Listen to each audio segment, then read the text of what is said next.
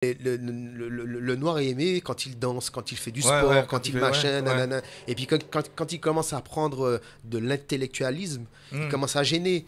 Donc il y a des noirs qui sont intellectuels. Donc, et il y a des Antillais qui sont intellectuels, même s'ils ne sont pas en France ou aux Antilles, qui sont au Canada ou aux États-Unis. Il y a des gens qui brillent dans les restaurants, tu as des chefs. Tu as des chefs de restaurants, tu vois, ça, donc nous là, en sourdine peut-être, mais pas à pas.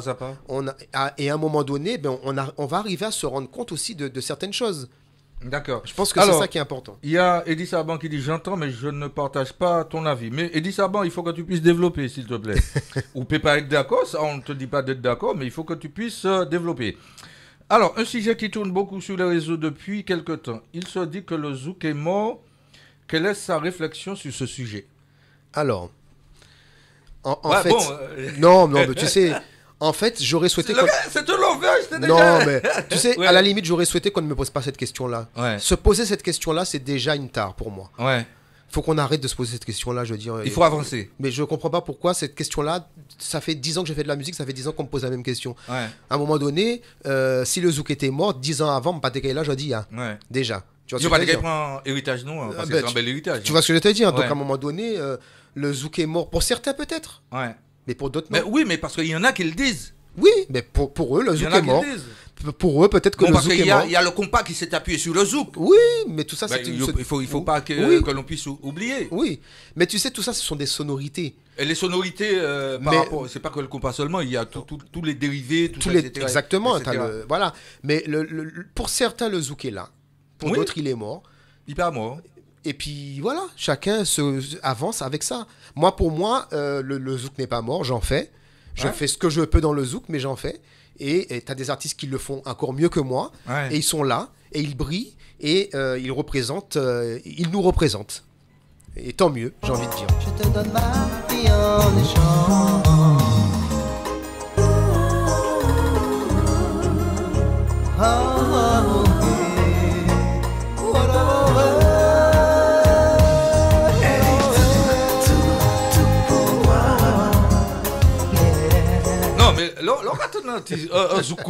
Le gars, c'est tout l'envers, je vous ai déjà dit.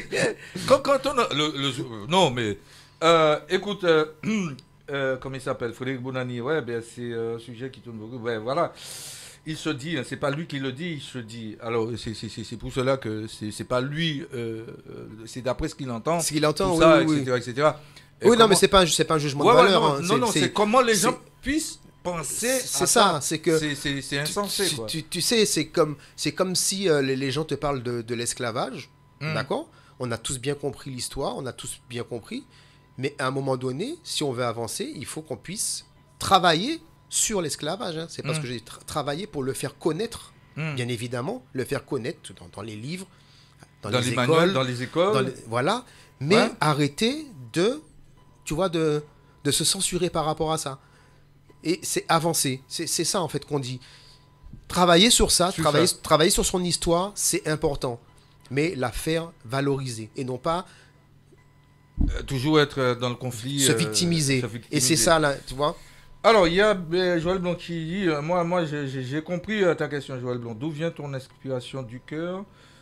Parle-moi que tu puisses parler parce que tu écris ou quelqu'un écrit pour toi. C'est une femme qui le fait pour toi. Non, j'écris tous mes textes. Oui. Non, parce qu'il y aura venu là, il y aura venu dire j'ai fait ci, j'ai fait ça, et puis madame le dit moi mais tu sais, c'est pas lui qui l'a fait, c'est moi qui ai écrit pour lui. Non, alors mon inspiration, elle me vient de la société, de ce que je vis, de ce que je vois, de ce que tu entends, de ce que j'entends, de ce que je vis au niveau du travail également, parce que c'est une source d'inspiration énorme, importante. Et elle est, j'ai envie de dire, parfois paraphrasée. En fait, tu sais, parfois quand j'écris, je mets une phrase, une autre derrière, et ça arrive à faire une histoire. Mais parfois, il n'y a rien de penser réellement, de réfléchir.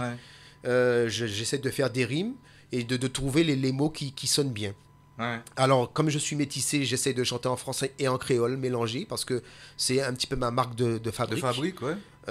Et donc... Mais il faut pas renier, même si c'est venu du temps de l'esclavage par rapport aux Français, mais il faut pas renier ce qu'il en est. Ben, Il y a un qui a dit comme quoi que ouais, mais il va chanter en français. En tout cas, mon identité est celle-ci. Quand chanter Zoukla en anglais en léo. Exactement. Chinois va chanter Zoukla en chinois en léo. Oui. Et donc, non, donc c'est mon identité en tout cas, elle est celle-ci. Et donc voilà, donc mon inspiration, elle est très portée sur ça. Alors oui, je parle d'amour, mais comme je te dis, il y a toujours quelque chose derrière qui va venir mais est-ce appuyer. Excusez-moi, est-ce qu'un amour t'as pas eu, je ne sais pas, un gros poil? Non, parce que en fait, ma musique ne parle pas non, parce que pour être aussi lover, parce qu'on dit que les lovers, c'est parce qu'ils ont eu... Voilà, et puis il y a quelque chose qui s'est passé, et puis ils se vengent sur l'écriture, chérie, doudou, machin, des trucs comme ça. Non, c'est pas ça? Non. Excuse-moi. Ouais, non. Hey, il est en train de rougir. Attends. Non, mais je te retourne la question, Justin. Oui. T'as là été belle. Ouais. Attends, il a dit bravo à Bruno Pirazi pour sa positivité. Pour moi, le zouk est bien vivant et Kassav nous apportera une vraie réponse très prochainement. Ah ben, en plus, tu vois, deux personnes qui sont arrivées dans le groupe. Tu vois, tu vois comme quoi que il y a des questions qui se posent. Mais néanmoins, tu vois, Kassav n'a pas poser quoi les questions, il a avancé. Ouais. Donc, tu as deux artistes qui viennent d'arriver dans le groupe pour renforcer la chose. Ouais. Mais ça a pété. Ouais. Mais ça, tu vois, c'est ça qu'il faut qu'on voit. C'est pas le reste en équité, ça tombé, c'est ça pour garder. Ouais. Alors, maintenant, il y a que ça de vrai. L'amour. Avec un grand A. Ah ben oui. Non, mais et c'est ce qui fait que, par exemple, tu sais, nous sommes là en train de... Moi, je trouve que c'est plutôt l'échange parce que j'aime pas poser des questions pour questions. Ouais, mais non, c'est ça qui fait que l'on puisse connaître Bruno Pirazi sous une autre forme. Tu aimes la mer? Oui. Aller en mer? Oui. La mer, ah oui. Tu sais, mais ça fait partie de ma vie. Ouais. Voilà. Ouais. Donc, moi, qu'à aller. Tu te mets au bord de la plage, tu écris ou bien bon, tu regardes des belles femmes. Ah non, alors pour bikini ou monokini? Alors, alors parlons-en. Toutouni.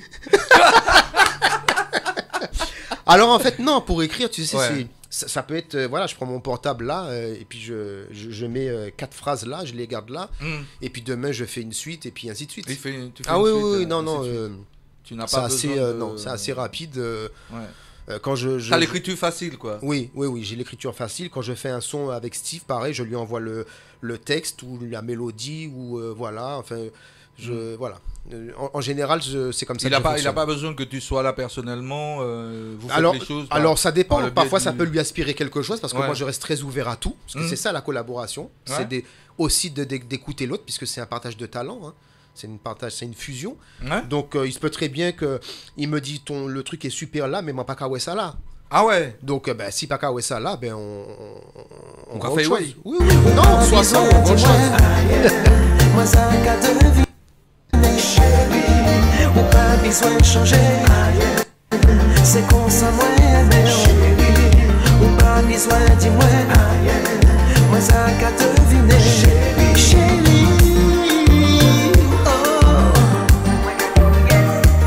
Chérie, ouais, bon, vous êtes content.